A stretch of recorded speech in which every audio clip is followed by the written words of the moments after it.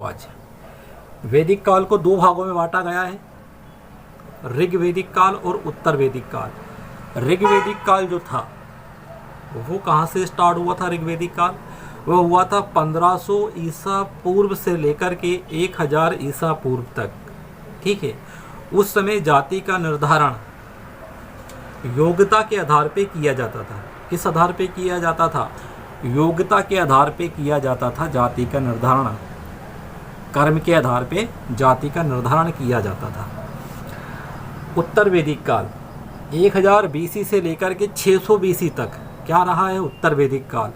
इस समय जाति का निर्धारण वंश के आधार पे किया जाने लगा। क्लियर? वंश के आधार पे क्या करने लगे? जाति का निर्धारण करने लगे। वैदिक काल में जो सभ्यता थी वो कैसी सभ्यता थी? तो वैदिक काल में जो ऋग्वेद है, वैदिक काल में जो ऋग्वेद है वो पूरी ग्रामीण सभ्यता थी, और जब उत्तर वैदिक काल आया तो वो एक नगरीय सभ्यता में डेवलप होने लगी। ठीक है ना? तो कैसी सभ्यता थी ऋग्वैदिक काल में? ग्रामीण सभ्यता थी। ग्रामीण सभ्यता थी। वहाँ का मेन काम क्या था? गाय पालना और कृषि करना। गाय को उस समय क्या कहते थे? अधन्य कहते थे, अधन्य। और गाय की अगर कोई मृत्यु कर देता था, गाय की अगर कोई हत्या कर देता था तो उसकी सजा होती थी मृत्यु दंड, है ना? राजा उसको मृत्यु दंड देता था उस समय।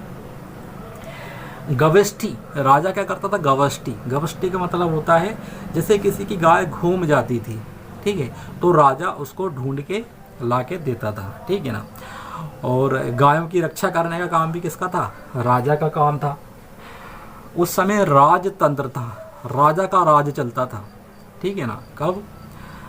अपने वैदिक काल में। वैदिक काल में राजा का राज चलता था, और उस समय सबसे बड़ा राजा होता था, और सबसे छोटा ग्रामीक होता था।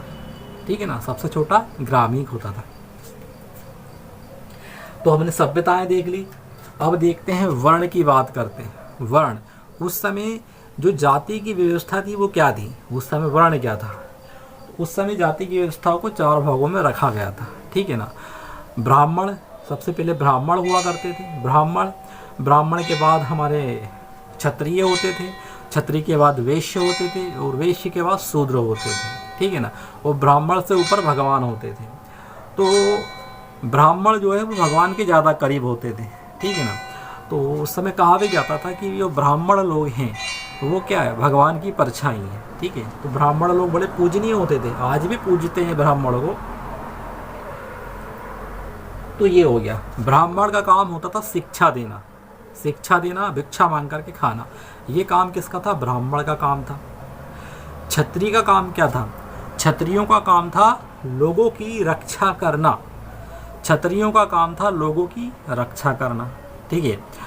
और वैश्य जो होते थे, वैश्य वो करते थे व्यापार। जो लोग व्यापार करते थे उसे वैश्य कहते थे। और शूद्र जो होते थे भैया, तो शूद्र किसी के यहाँ काम करने वालों को शूद्र कहते थे। ठीक है ना? किसी का कोई नौकर हो गया तो उसको शूद्र कहते थे। तो शूद्र को बड़ी हीन भावना से भी मतलब उस समय एक नज़रिए से देखा भी जाता था। ठीक है? यहाँ यज्ञ, वैदिक काल में 3 प्रकार के यज्ञ की चर्चा भी है। वैदिक काल में 3 प्रकार के यज्ञ की चर्चा भी है। तो वैदिक काल में पहला यज्ञ अगर देखें तो अश्वमेघ यज्ञ। अश्वमेघ से ही मैं समझ में आ रहा है कि अश्व मतलब घोड़ा होता है। तो अश्वमेघ यज्ञ, इसमें क्या होता था? अच्छा, घोड़े को बढ़िया तैयार करते थे। ठीक है? और घोड़े को तैयार करके उसको फिर हाँक देते थे, भगाते थे, और पीछे की पूरी सेना चलती थी, पूरे अस्त्र शस्त्र के साथ सेना चलती थी। और वो घोड़ा जहाँ से भी निकल जाता था वो जगह राजा की हो जाती थी। और अगर कोई विरोध करता था तो बोलते थे, लड़ो भैया, हमारी सेना आ गई है अब, है ना? तो ये क्या था? एक प्रकार का अश्वमेघ यज्ञ था।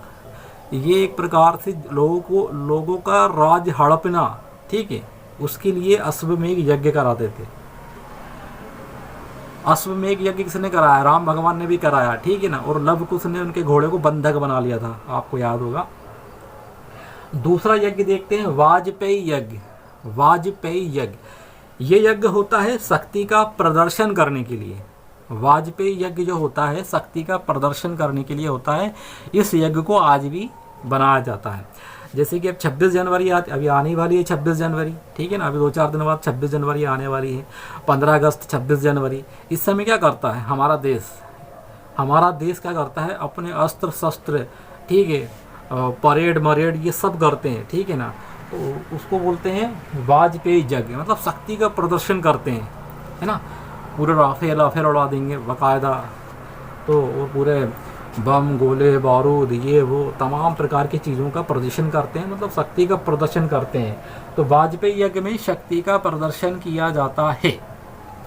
अब आएगा राजसेय यज्ञ किसको कहते हैं। तो देखो भैया, राजसेय यज्ञ एक प्रकार का शपथ कार्यक्रम होता है।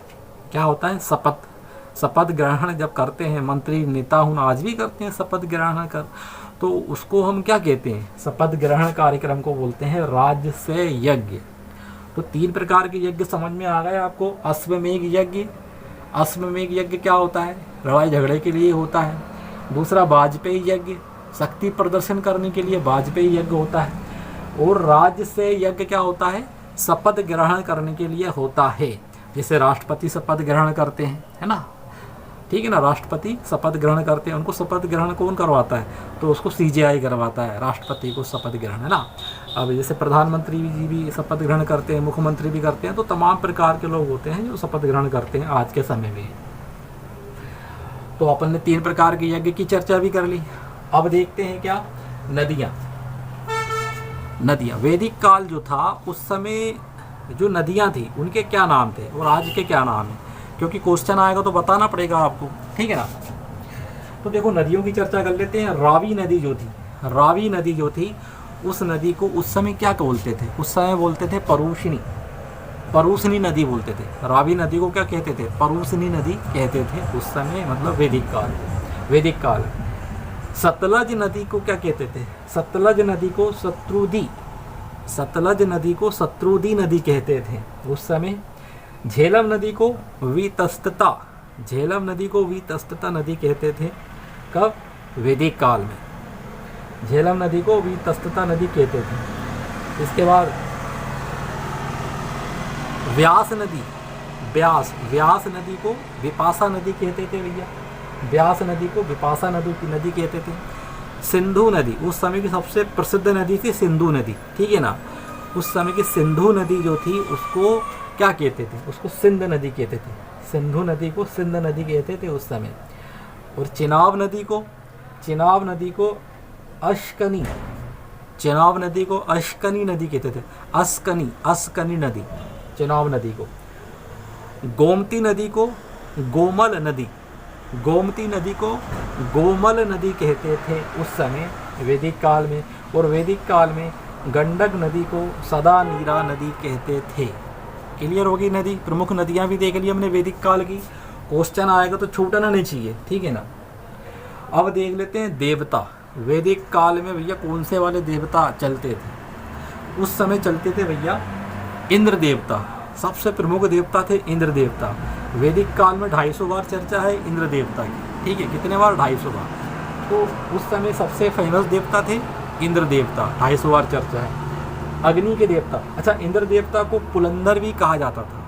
इंद्र देवता को पुलंदर भी कहा जाता था। पुलंदर का मतलब होता है किला तोड़ना, ठीक है ना, क्या होता है, किला तोड़ना।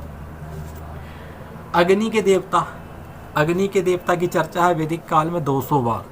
अग्नि के देवता की चर्चा कितनी बार है वैदिक काल में, 200 बार है। इसके बाद वायु के देवता को वरुण कहते थे। वैदिक काल में वायु के देवता को वरुण कहते थे।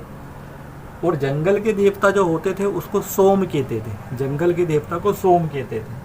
और जो तूफान के देवता थे उसको क्या कहते थे, मारूद, ठीक है ना। तूफान के देवता को मारूद कहते थे वैदिक काल में।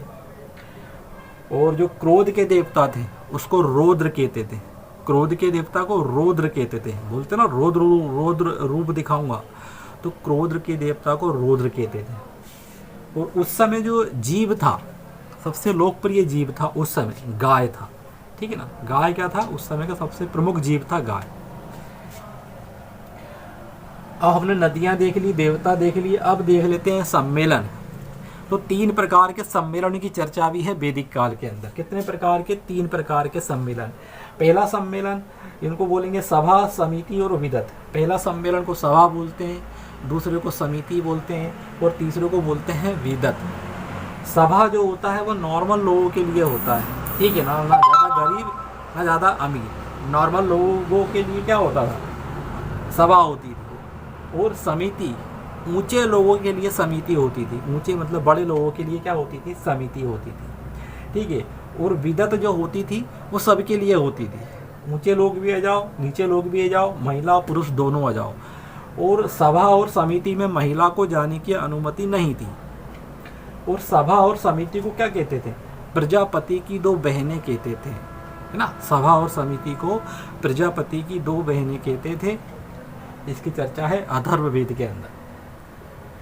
अब बात करते हैं मृदभांड। मृदभांड किसको कहते हैं? मृदभांड मटके को कहते हैं, मटके को, कलश को कहते हैं मृदभांड। तो मृदभांड उस समय 4 कलर के होते थे, 4 रंग के मृदभांड होते थे वैदिक काल में। कितने प्रकार के? 4 प्रकार के। एक तो होता था धूसर, धूसर मृदभांड। धूसर का मतलब स्लेटी कलर का होता था, धूसर मृदभांड। लाल मृदभांड और काला मृदभांड और मिश्रित मृदभांड। मिश्रित में बहुत सारे रंग होते थे। और उस समय क्या होता था, जो मृदभांड होते थे, मटके होते थे, उस पर बढ़िया चित्रकारी करते थे वैदिक काल में। तो वैदिक काल आपको समझ में आया होगा। आई होप आपको समझ में आया होगा वैदिक काल। अगले वीडियो में मिलेंगे। जब तक के लिए जय हिंद, जय भारत।